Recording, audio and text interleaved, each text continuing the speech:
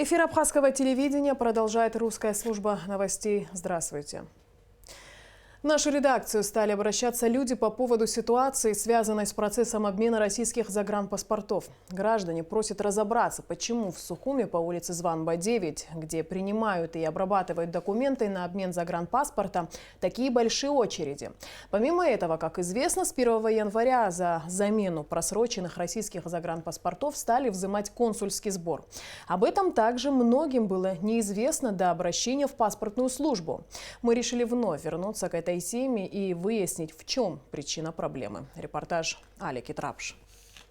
В Сухуми по Званба 9 на месте обработки информации и подачи пакета документов на замену российского загранпаспорта стали скапливаться большие очереди. Все спешат сдать документы, пока срок действия их паспортов не истек. Люди сетуют, что им приходится находиться здесь с ночи и ожидать своей очереди несколько дней. Среди пришедших на обмен загранпаспортов много пенсионеров, и все они приехали в столицу из разных районов республики. По их словам, нередки случаи, когда предварительно составленный список очередности пропадает на следующий день, и поэтому они вынуждены занимать очередь заново. Не могла попасть, уже 4-й день хожу. Очереди большие очень. Знаете, сколько им плохо было? Очень возмущение. Кому жаловаться, мы не знаем просто. С ночью, да, с 2, с 3. 3 часа я пришла 3 дня назад, да. И до утра здесь я сидела и не спала. 89,5 лет отцу. Он уже не транспортабельный. И справку сказали, принес справку. С этой справкой, если считать, уже 3-й раз прихожу. Со вчерашнего дня в очереди стою. Ночью здесь были, записали. Некоторые пошли, поспали, пришли обратно сегодня утром. Люди просто жалко, мучаются. В очереди стоят.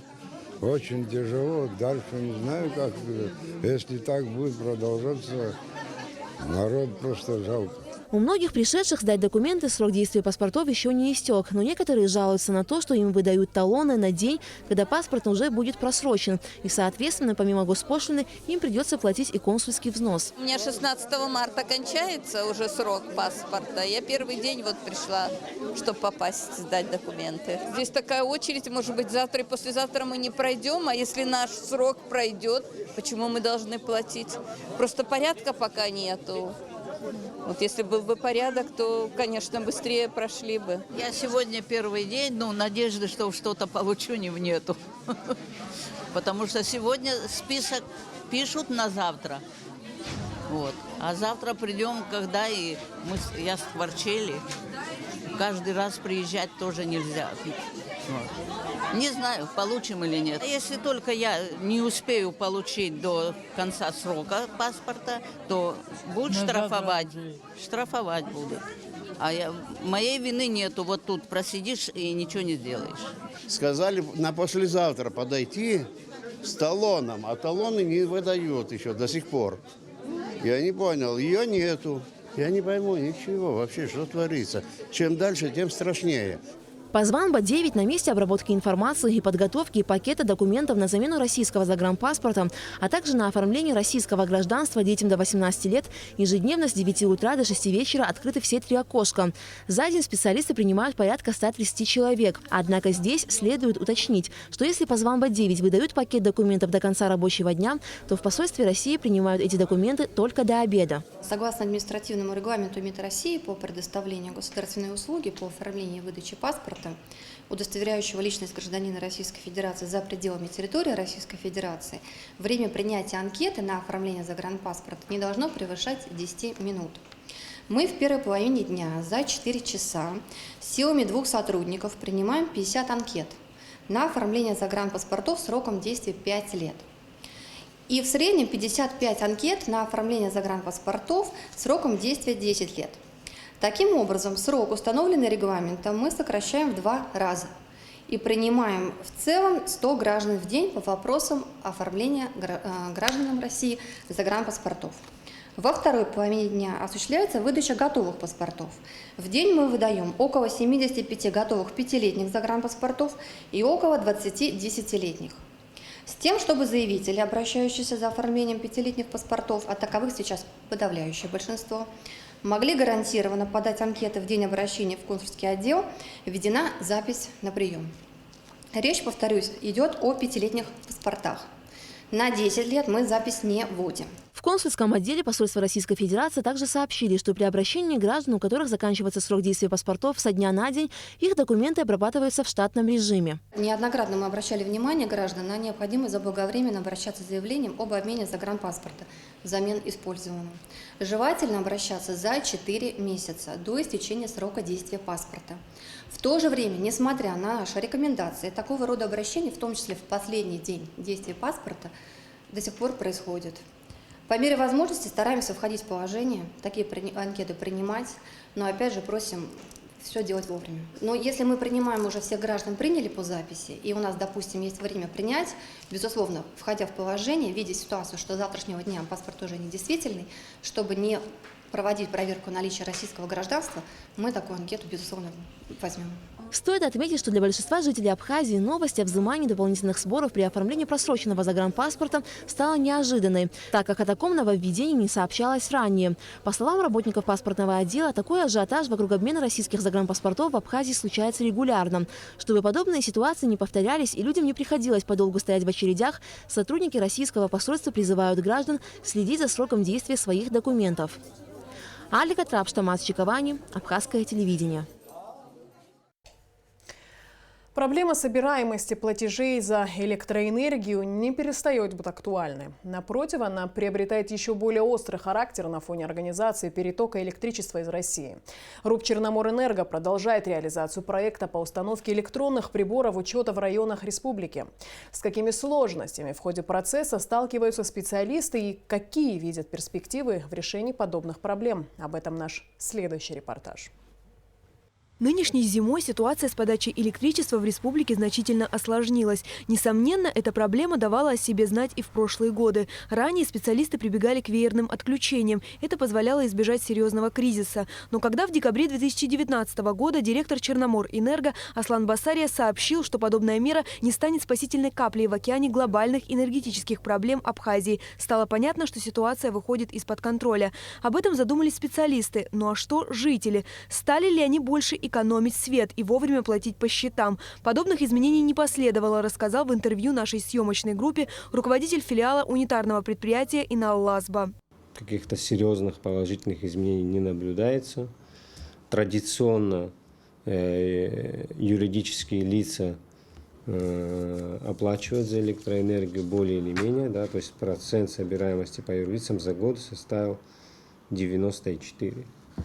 Физические лица, как вы знаете, это десятки тысяч абонентов, которые охватить своими силами, отключить каждого на сегодняшний день не представляется возможным. Соответственно, вот такая динамика отрицательно присутствует. То есть, если в прошлом году 38,9% было по физическим лицам, сейчас 34,5%.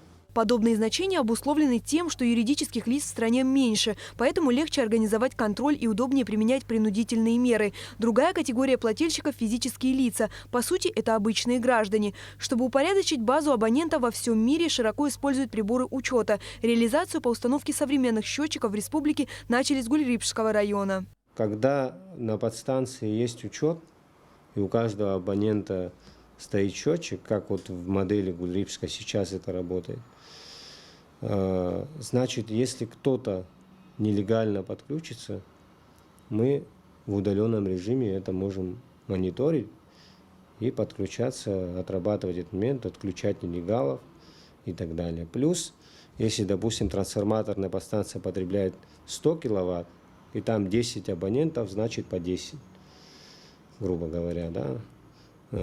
И никто из них эти 10 киловатт не может превысить. Соответственно, они друг другу не мешают, каждый потребляет выделенный ему лимит. И они не перегружают подстанцию, она зимой, грубо говоря, не взрывается, и проблем у них нет. Стоит отметить, что прежде чем начать работу по установке приборов учета, специалисты приводят в порядок сети и оборудование, чтобы поставлять абонентам качественное электричество, за которое те, в свою очередь, должны платить. Сами жители зачастую негативно реагируют на организацию контроля за потреблением электричества. В селе Пшап люди оформили свое мнение коллективным письмом. Местные жители реагируют в большей степени негативно. Здесь есть ряд факторов. Если конкретно взять пример Вот это село Пщап, да, вот жители собрались, заявили письменно о том, что у них нет возможности оплачивать по прибору учета, они отказываются от прибора учета и готовы со своей стороны, в содержании письма указано, оплачивать 600 рублей в месяц. Вне зависимости, понятно, да, без прибора учета это вне зависимости от потребления. То есть это своего рода безлимитный тариф. Жители аргументируют высказанную точку зрения своей социальной незащищенностью, оспаривать которую специалисты не берутся. Здесь необходимо кардинальное решение, которое позволит учесть интересы граждан при реализации программы. Не имеем права, так скажем, остановить этот процесс, потому что если мы не будем продвигаться в этом направлении, мы все пострадаем, и у всех у нас никогда не будет хорошего качества электроэнергии в домах. Поэтому в то же время безучастным не можем оставаться к проблемам людей. Да? Поэтому здесь нужен государственный подход с поддержкой семей, которые не в состоянии оплачивать. Первое, что можно сделать в адрес этих людей, это пересмотреть категории льготников. В Абхазии льготами при оплате электроэнергии пользуются работники прокуратуры, таможни и многих других государственных структур, в то время как многодетные и малоимущие семьи, а также инвалиды лишены такой возможности. В Черноморэнерго считают подобное распределение несправедливым. Наши предложения по пересмотру категории льготников находятся в парламенте. Очень надеюсь, что в ближайшее время этот вопрос снова будет актуален в парламенте, потому что идет установка прибора учета. Остановить этот процесс мы не можем. Надо дать людям возможность этой льготой воспользоваться. Всем известно, что в данный момент республика обеспечивается российской электроэнергией. За 2 месяца такого перетока придется заплатить сумму в разы больше той, что государство собирает в год с абонентов. Соизмерив эти значения, легко определить, что сейчас себестоимость энергии в Абхазии гораздо выше ее отпускной цены. Казалось бы, в такой сложной ситуации не место майнингу, но это не так. Специалисты призывают майнеров приостановить свою незаконную деятельность, проявить гражданское благоразумие и обратить внимание на общее состояние энергосистемы страны. Амелия Бисмарк, Томас Чиковани, Абхазское телевидение. Информагентство «Спутник Абхазия» опубликовало на своем сайте информацию о том, что в начале февраля в мессенджерах и социальных сетях появились объявления и рассылки, в которых используется название агентства «Спутник Абхазия» и его логотип. Однако редакция агентства заявляет, что не имеет отношения к этим публикациям и не давала разрешения на использование логотипа или иной символики «Спутник». В сети появились рассылки и объявления, в которых фигурирует название агентства и его визуальные атрибуты. Они ничего общего не имеют с нами. Наша популярность, узнаваемость и заслуженное доверие аудитории имеют и свою обратную сторону. Нас пытаются клонировать и распространять в своих интересах информацию под украденной вывеской. Заявляю, что наше агентство не занимается адресной рассылкой сообщений и предоставлением коммерческих услуг. Пользуйтесь только официальными каналами агентства. Только так вы избавите себя от манипуляций и фейков, сказал руководитель «Спутник Абхазия» Руслан Бганба. Информационное агентство и радио «Спутник Абхазия» представлены интернет-порталом на русском и абхазском языках. Ведет телеграм-канал, а также имеет свои страницы в популярных социальных сетях – Facebook, ВКонтакте, Одноклассники, Инстаграм и Твиттер. 13 февраля исполнилось бы 70 лет народному поэту Абхазии, лауреату государственной премии имени Дмитрия Гулия, кавалеру ордена Ахизапша второй степени Рушпию Смыр. Поэт оставил огромный след в национальной литературе. Многие его произведения можно бесспорно назвать шедеврами абхазской литературы.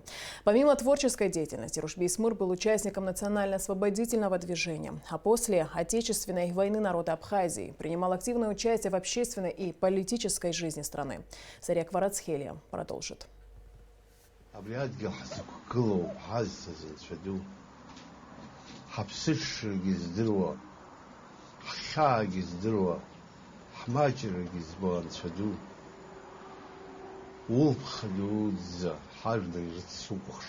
Поэзия Рушбе Эсмыр многогранна. В ней отражается история народа и ее культура. Судьба лирического героя Эсмыр неразрывно связана с судьбой Абхазии.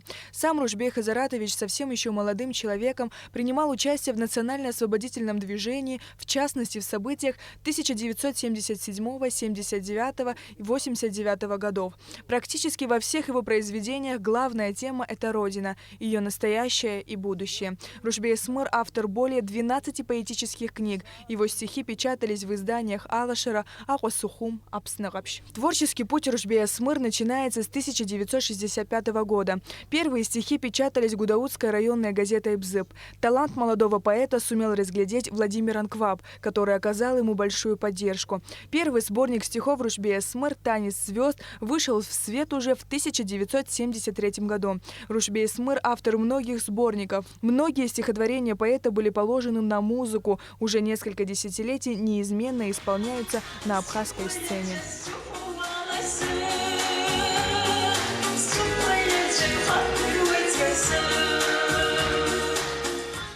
Одно из отличительных произведений Рушбея Эсмыр – поэма «Сымра» – историческая поэма о трагических событиях XIX века на Кавказе, приведших к исчезновению убыхского народа. В 2017 году по этой поэме в Абхазском драматическом театре имени Самсона Чамба был поставлен спектакль, который вызвал огромный интерес у зрителей.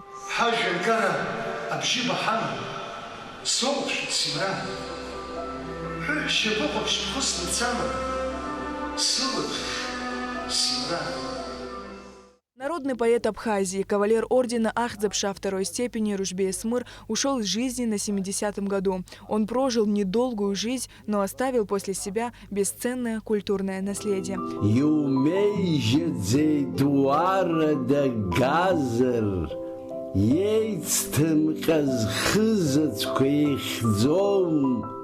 Сария Гварацхеля, Абхазское телевидение.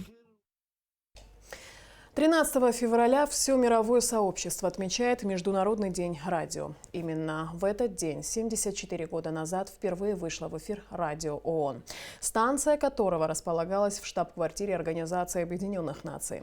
С тех пор радио не сдает своих позиций и сохраняет статус мощного средства распространения информации. Если говорить об абхазском радио, то у него своя особая история. Но сегодня не об этом. В Международный день радио мы решили рассказать об одном рабочем дне наших коллег. Репортаж на Алыкове. В 2013 году Генассамблея ООН одобрила и официально провозгласила 13 февраля Всемирным днем радио. Эта дата была выбрана не случайно, ведь именно 13 февраля 1946 года впервые в эфир вышло радио ООН. Ну а абхазское радио работает уже практически 88 лет. В штате абхазского радио работают более 20 человек. Новости, различные передачи и рубрики, а за ними целая команда профессионалов. Редакторы, дикторы, корреспонденты, звукорежиссеры. Слаженная работа – это всегда большой труд. На абхазском радио бок о бок трудятся как совсем еще молодые журналисты, так и старожилы эфира. Несомненно, работа для этих людей является неотъемлемой частью жизни. На радио всегда царит дружеская, теплая атмосфера, и это неизменно отражается на качестве эфира. Кама Адлиба работает диктором на радио более 15 лет. Я пришла сюда совсем еще юной, не представляю свою жизнь без любимой работы, делится с нами Кама. Когда устроилась на работу сюда, на абхазское радио, меня очень хорошо приняли. У меня замечательный коллектив, работа мне моя очень нравится. И, конечно, это нелегко работать в прямом эфире, но я уже привыкла, потому что уже почти 16 лет, как я отметила, вот тут работаю, я уже привыкла. Тексты мне подготавливают мои редактора, приносят предварительно за 10-15 минут до эфира. И я вот читаю, ознакомлюсь и потом уже в прямом эфире. На 90% абхазское радио вещает на родном языке, но при этом новости дублируются и на русском. Работают несколько редакций – абхазская, русская, музыкальная и редакция для соотечественников Апсадгилабжа. Журналиста Аслана Джопуа направили на практику на абхазское радио, еще будучи студентом студентом. Но работа и коллектив ему настолько понравились, что Аслан решил остаться и начать карьеру с работы звукорежиссера. Мы здесь работаем каждый день, утром с 8 утра, и последний эфир у нас вечером в 9 часов мы даем абхазские и русские новости. Больше всего мне в этой работе нравится то, что здесь много информации, то есть ты в курсе всех событий, всех новостей, что происходит у нас в Абхазии и за территорией Абхазии. Так как здесь я уже работаю 2,5 года, то набрался опыта и хочу уже дальше продолжить свою карьеру, так скажем, и хочу перевестись в редакцию «Спорта Дуны». Я не собираюсь, бросать здесь свою работу, и в дальнейшем хочу как-то совмещать эти две профессии. Главная задача абхазского радио – донести информацию до каждого жителя страны. Помимо новостных передач, на радио стараются освещать все стороны жизни общества, быт, культуру, историю абхазского народа. Наала Ковя, Степан Мартиросян, Абхазское телевидение. С 1 января по 10 февраля в Абхазии отдохнули 17 тысяч туристов. По сравнению с аналогичным периодом 2019 года заполняемость отелей увеличилась в 1,5 раза.